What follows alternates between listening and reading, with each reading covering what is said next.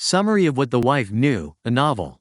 At the funeral of Dr. Richmond Doherty, renowned pediatric surgeon and local hero turned tragic figure, tensions run high among his dysfunctional family. Addison Doherty, Richmond's much younger second wife, attends reluctantly, determined to ensure he stays dead. Richmond was a polarizing man, admired by the public but despised by those who knew him intimately. His death has ignited a storm of grief, blame, and spectacle.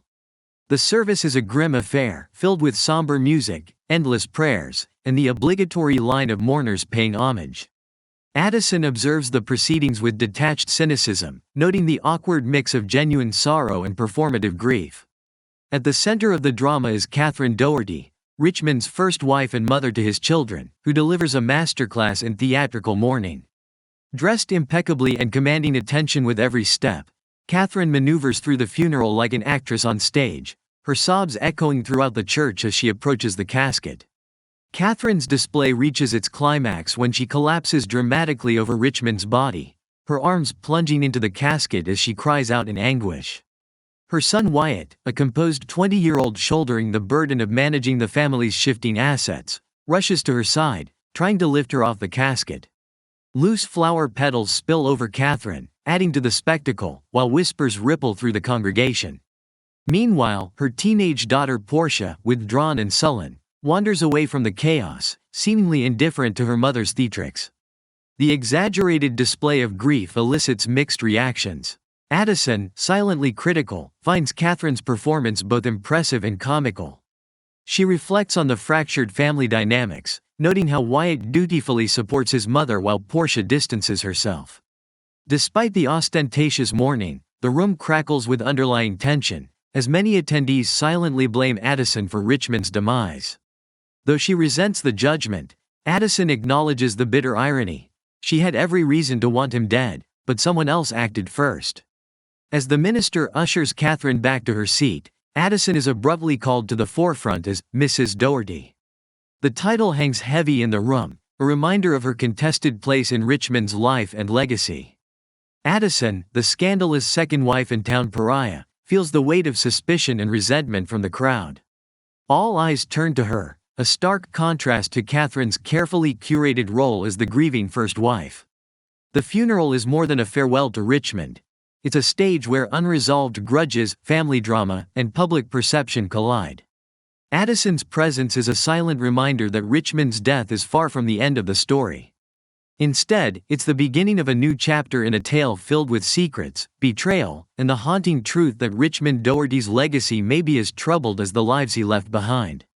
Addison and Richmond's toxic marriage reaches a breaking point in the dead of night. Over the past 4 days, Richmond has weaponized the smart home system to torment Addison, disrupting her sleep with flashing lights, blaring music, and erratic alarms. Despite the chaos, Richmond's antics only serve to fuel Addison's simmering rage, and on this particular night, she decides to end his games once and for all. The confrontation begins in the early hours, just before 3 a.m., when the music blasting through the house jolts Addison awake. Battling a pounding headache and exhaustion, she's had enough of Richmond's antics. He has underestimated her resolve, believing his antics would simply wear her down. But Addison isn't one to fold under pressure. Instead, she grabs a baseball bat she'd strategically placed beside her bed and marches down the moonlit hallway to Richmond's room, intent on teaching him a lesson he won't soon forget. Richmond's room is locked, but Addison has anticipated this move. She'd loosened the screws on his chain lock earlier, knowing his patterns all too well. A calculated shoulder shove sends the door crashing open, startling Richmond awake. He scrambles to turn off the music and remove his earplugs, only to find Addison standing in his doorway, bat in hand, and fury in her eyes. Addison's calm but menacing demeanor unnerves Richmond, who attempts to assert control with his usual bluster. But Addison is unyielding. She declares that his disruptive behavior ends now, punctuating her words by swinging the bat into the wall and destroying a plaque commemorating Richmond as one of New York State's top doctors. The crash of the award hitting the ground and the lamp falling off the dresser drives home the seriousness of her threat. Richmond, who thrives on praise and admiration, is visibly shaken. He's a man who needs to be liked, his identity built on accolades and external validation. But Addison's actions cut through his facade, exposing his vulnerability. When he stands to confront her, she points the bat at him, daring him to make a move. The power dynamic in their relationship shifts as Richmond, for the first time, appears unsure of himself. Desperation creeps into Richmond's voice as he tries to reason with Addison, suggesting she's overreacting. He frames himself as the victim, complaining about the toll her actions are taking on his demanding career. But Addison is immune to his manipulations. She's lived through years of his bullying and posturing and has no patience for his attempts to gaslight her.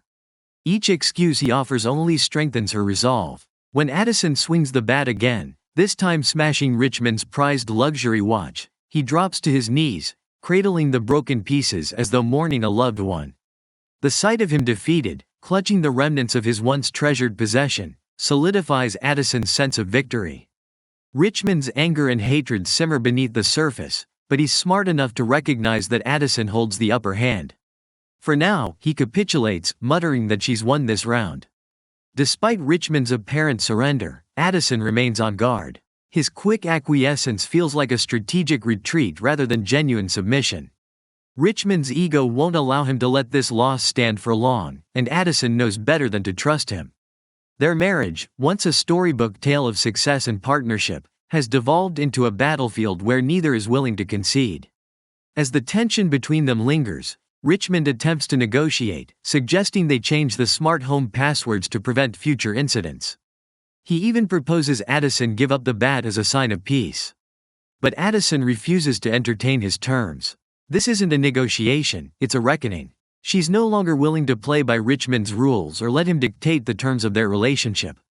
Richmond's frustration boils over as he accuses Addison of taking what she hasn't earned, a veiled jab at her supposed lack of contribution to their shared life. But Addison isn't rattled. She's armed not just with the bat but with the knowledge of Richmond's hypocrisy and moral failings. She reminds him that if she truly wanted him gone, he wouldn't stand a chance. Their standoff ends with Richmond looking out the window, his back to Addison, as he silently fumes. Addison, unshaken, leaves the room, bat in hand, and returns to bed.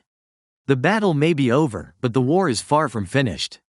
Richmond's need for control and Addison's unwavering defiance ensure their conflict will only escalate.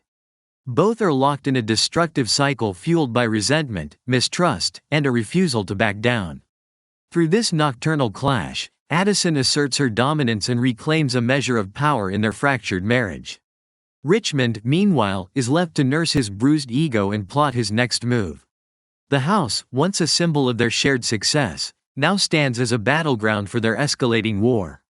Each shattered object and dented wall tells the story of a marriage unraveling, with no clear victor in sight. Richmond Doherty's death seemed to mark a new beginning for his widow, who is relieved to live without him in their oversized, 7-bedroom mansion in Rye, New York. After only 111 days of marriage, the relationship was strained and purely transactional. Richmond, a wealthy doctor, married her under suspicious circumstances, a union that raised questions throughout their affluent community. The marriage came with its benefits, including a lavish home once coveted by Richmond's first wife, Catherine. Now, Catherine and her children loom as potential threats to the widow's claim to Richmond's estate. 2 days after Richmond's burial, Elias Zimmer, Richmond's personal lawyer, arrives unexpectedly. Polished, calculating, and successful, Elias informs her that Richmond appointed him to represent her interests in his estate should anything happen to him. Though she distrusts Elias, she listens as he explains the situation, including the likelihood of Catherine contesting the will. Elias emphasizes that he's there to ensure her rights to the house and assets, but his involvement strikes her as more opportunistic than altruistic. The widow reflects on her marriage to Richmond, which was devoid of affection and marred by mutual disdain. Despite their brief and loveless union, Richmond ensured she would be financially secure after his death. She leveraged this arrangement to her advantage, intending to ruin his legacy while keeping the money. Catherine, who remains bitter over losing the more luxurious house, adds to the tension, viewing the widow as an interloper who robbed her of what she deserved. Elias also brings ominous news. Detective Sessions has arrived to discuss findings related to Richmond's death. The widow, initially believing the death was due to an accidental fall, is told the police now suspect foul play. Richmond appears to have been struck with an object, possibly a bat, before the fall. The revelation casts a shadow over the situation, as the widow braces for scrutiny and suspicion to fall on her. The widow's guarded demeanor hints at deeper secrets. She grew up in a ruthless environment where survival depended on manipulation and cunning, traits she brought into her adult life and marriage. Her calculated actions to secure her position in Richmond's world, coupled with the growing suspicion around his death, suggest she may have played a larger role in his demise than she lets on. Elias, while professional, seems to suspect her involvement as well, but his priority is protecting her interests in the estate. His sharp observations and steady presence suggest he is more than just her legal counsel. He's an opponent waiting for her to slip up. As Detective Sessions waits at the door, the widow faces a precarious situation, balancing her claims to Richmond's wealth against the risk of being implicated in his possible murder.